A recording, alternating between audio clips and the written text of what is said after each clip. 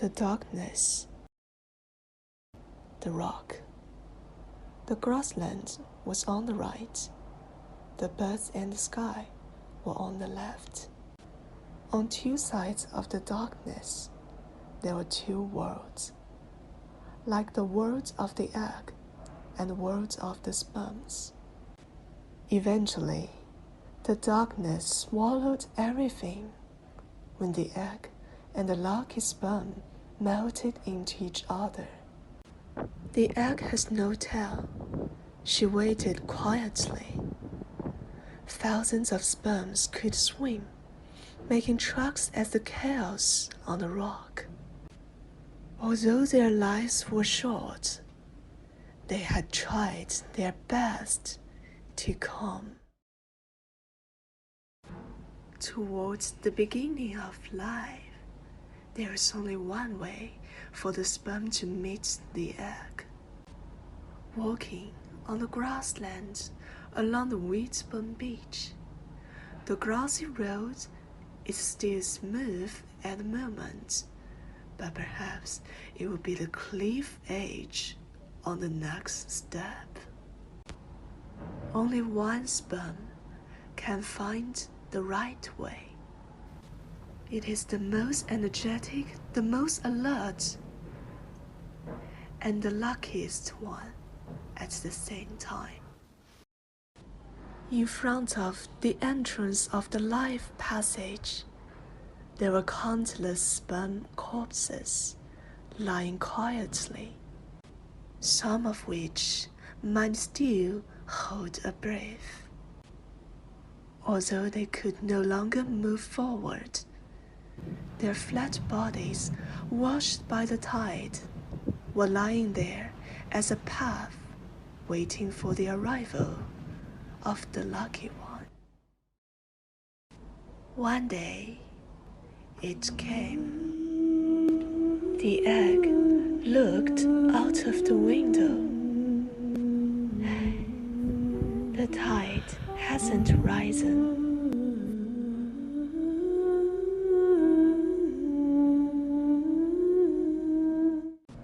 The ground trembled slightly. Was there someone coming? The lucky sperm was saying goodbye to its companions all the way. It entered one narrow passage, and the light fainted. It groped deeper and deeper into the wet darkness, touching uncountable grave mounds accumulated by chunks, shatters, and ashes. Unknown amounts of time passed. The lucky one felt the unprecedented smoothness and softness. The egg saw the lucky one. At the meantime, the lucky one was attracted by an irresistible force.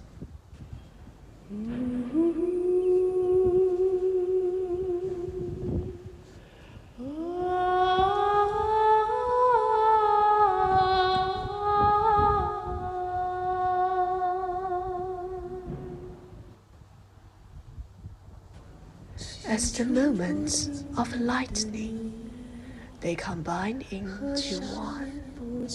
A new life was implanted.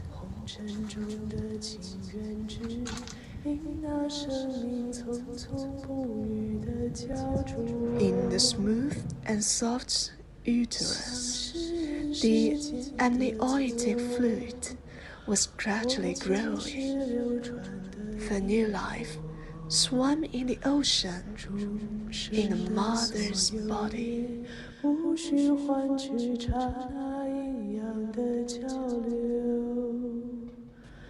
In the first week, it was like a little seahorse. In the second week, it made the first heartbeat. In the fifth week, it grew facial features. In the sixth week, it grew limbs. In the seventh week, it clarified the gender. In the 10th week, it grew very short hairs. In the 13th week, its umbilical cords connected to the mother. In the 15th week, it smiled for the first time. In the 25th week, it almost filled the whole uterus. In the 31st week, its head turned down and entered the pelvis. In the 33rd week, it ate the fluff and fetal fats that fell off from its body. This meal would source its first feces after birth. Although I couldn't remember all the smells in the amniotic fluid, the damp and salty smell in Wheatburn Cave every day made me feel like I was back in mother's womb. In the 34th week, it was fully grown. In the 37th week, it was ready for parturition.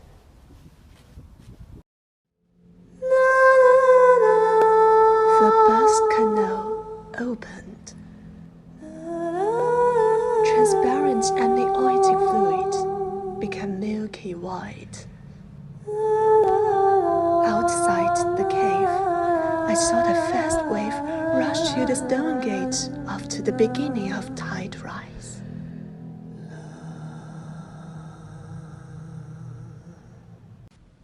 I seemed to see the amniotic fluid surging during uterine contraction, pushing the fetus to the gate of birth. The milky water carried the baby smoothly to the mouth of the new world. Standing on the beach and retreating behind the tide, the stone gate had been far away. The waves reflected the sunlight, and the new life opened its eyes.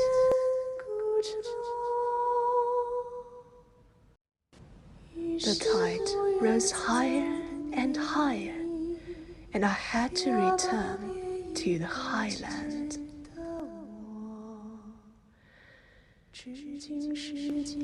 In the womb, as a cave by the sea, the life came from nothing. In the red dust away from the coast, the life returned to nothing. My plastered footprints would be washed away at the moment of tide rise.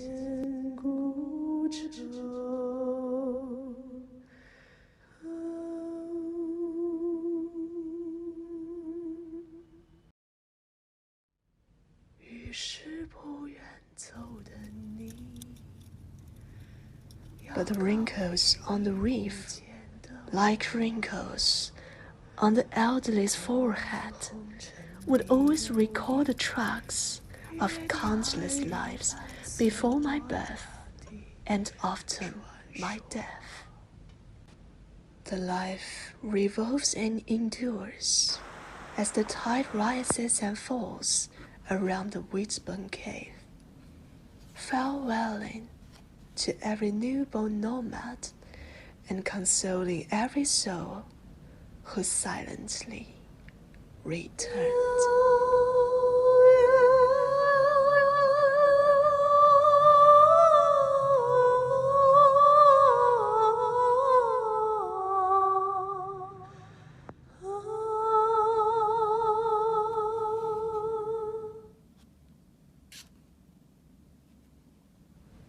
至今世间仍有隐约的爱语跟随我俩的传说。